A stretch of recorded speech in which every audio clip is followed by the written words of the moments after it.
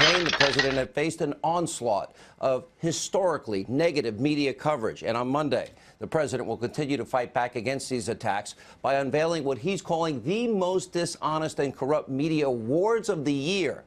Now, before we get to all of that, it's important to show you just how abusively biased the anti-Trump media really is. And it starts with the media saying Donald Trump would never win, would never become the president. Take a look.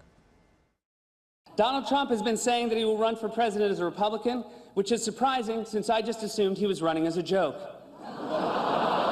Do it. Do it. Look at me. Do it. I will personally write you a campaign check now on behalf of this country, which does not want you to be president, but which badly wants you to run. This man has got some momentum, and we better be ready for the fact that he might be leading the Republican ticket. Next, I know you don't believe that, but I want to go on to Matthew Dowd. Sorry to laugh. Which Republican candidate has the best chance of winning the general election? Of the declared ones right now, Donald Trump.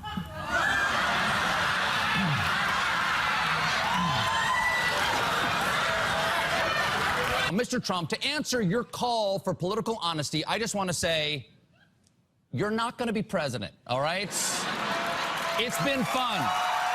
President Obama will go down as perhaps the worst president in the history of the United States! Exclamation point at real Donald Trump. Well, at real Donald Trump.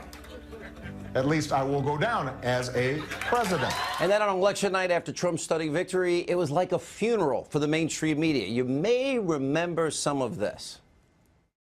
America is crying tonight. I'm not sure how much of America, but a very, very significant portion, and I mean literally crying. Yeah. This is a sadness. It is a mourning moment for those people, and it is a moment filled with fear. Filled with fear. Our country is about to face some serious crises, and so, I mean, buckle up. Your country needs you. It's a pretty extraordinary thing to say. If you have a son in the Marine Corps and that you don't trust the commander-in-chief. The people in the military defend the Constitution. This was a white lash. This was a white lash against a changing country. It was a white lash against a black president in part. And since the election, the media has done everything possible to try and damage President Trump by pushing, of course, the Trump Russia collusion narrative, despite no evidence whatsoever at this point. Look at this nonstop, shameful coverage. I think this is a potentially more dangerous situation than Watergate, and we're at a very dangerous moment. And that's because we are looking at the possibility that the President of the United States and those around him during an election campaign colluded with a hostile foreign power to undermine the basis of our democracy. Donald Trump is afraid. A political hurricane is out there at sea for him. We'll call it Hurricane Vladimir, if you will, the whole Russian thing. This is evidence of willingness to commit collusion. There's outright treason. I mean, there is no question that what he is doing is giving aid and comfort to the enemy. Specifically, Willie, I think what it means is that a federal judge found that people in Trump's organization were colluding with the Russians. But first, we want to start with This Week in Russiagate. It is as if there are no shoes on the Trump human centipede that are not about Russia. Russia, Russia, Russia. This cloud about collusion with Russia will hang over him no matter where he stands. It certainly feels like we're in the opening stages of a devastating political chapter in American history. Evidence is mounting for the president's meddling in the Russia probe. Tom Friedman said the election hacking is at the caliber of a Pearl Harbor or a 9/11. Do you agree with that? I completely agree with that. Donald Trump now sits at the threshold of impeachment. I personally think it's over. I don't think there's anything that can be done that can stop this at this point.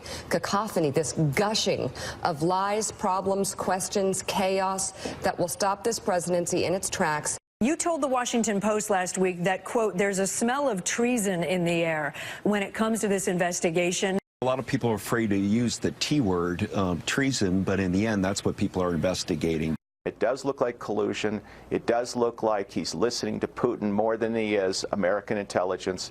And frankly, I've never seen that before. Pretty unbelievable. Joining us now with reaction, former deputy assistant to the president, Fox News contributor Sebastian Gorka, and Fox News contributor Herman Cain. You know, Dr. Gorka, they never expected this.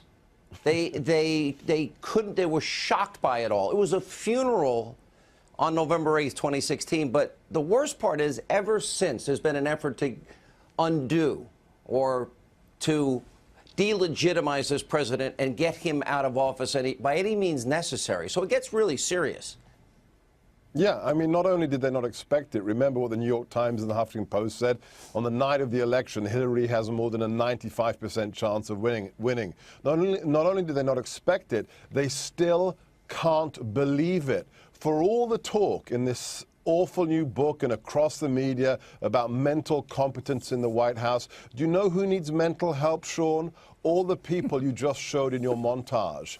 The mainstream, they need mental health professionals to help them. I just had a journalist ask me today, based upon the Michael Wolff book, is it true that the president doesn't like anyone touching his toothbrush?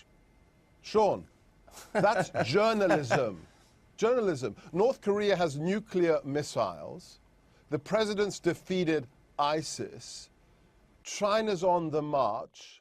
I mean, and they want to talk about the president's toothbrush. This is a bad skit. It's insanity. It is a form of insanity. I'm not disagreeing with you.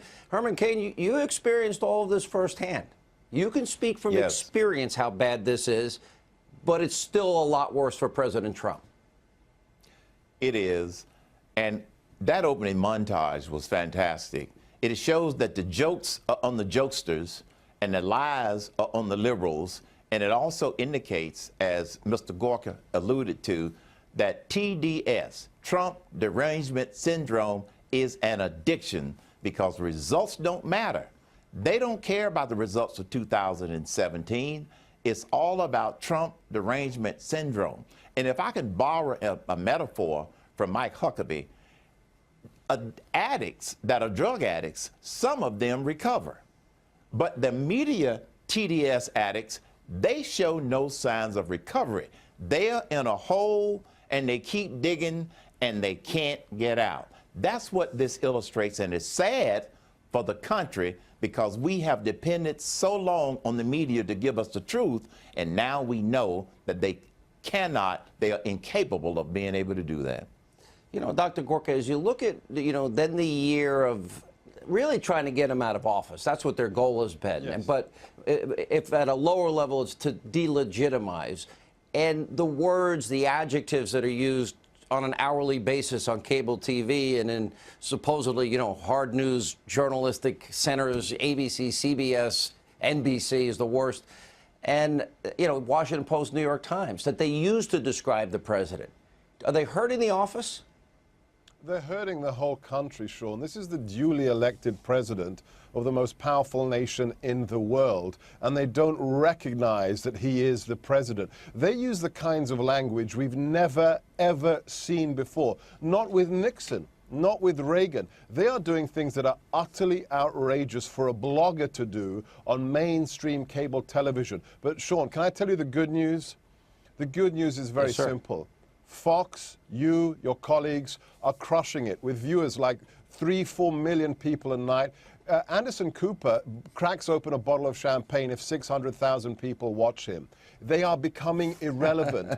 I'm an American citizen now, and I'm proud to be. And you know what defines us? Common sense. When you get out of the bubble, they couldn't care less about Michael Wolff. They couldn't care less about Don Lemon. They want to see their paycheck in February be bigger than it was in January. They want to see ISIS crushed. So the American people see through the lies, and they tune into your show, and that's great news. What do you make, Herman, of what I call this is the year of the boomerang? In other words, now we know that the Clinton Foundation is and has been for months investigated, which it should be. Now we know they've reopened an investigation into the email server scandal. Then we know that Comey and Peter Strzok literally rigged that investigation months before, writing an exoneration letter before an investigation. All of these things now, and Trump-Russia collusion dying out, it seems that there's been a dramatic turn of events that the media never expected. Did they ever admit at some point they were wrong about Trump and Russia? Do they look at Hillary Clinton funding a dossier full of lies, Russian propaganda, lies, and salacious material, and say that could be collusion? Was it used for a FISA warrant? I mean, to me, this is all flipped on them. They will never admit it. Now, remember, the case on Hillary Clinton was closed during the Obama administration. It has now been reopened under the Trump administration, and even though Jeff Sessions gets a lot of criticism, I happen to believe, based upon all of the reports and the information we know, and based upon the outrage of Congress, I happen to believe, based upon that alone, Hillary is going down. Secondly, it is clear that the liberals and the Democrats have only one strategy, and it was used decades ago. If you keep telling a lie often enough, over and over and over, sooner or later, some people are going to believe it. The thing is, most of the people that are already believing the lie are already believing the lie. They aren't going to convert new people who are conservative voices out there, even though we are outnumbered. Sean, I truly believe we are saving some of the savable.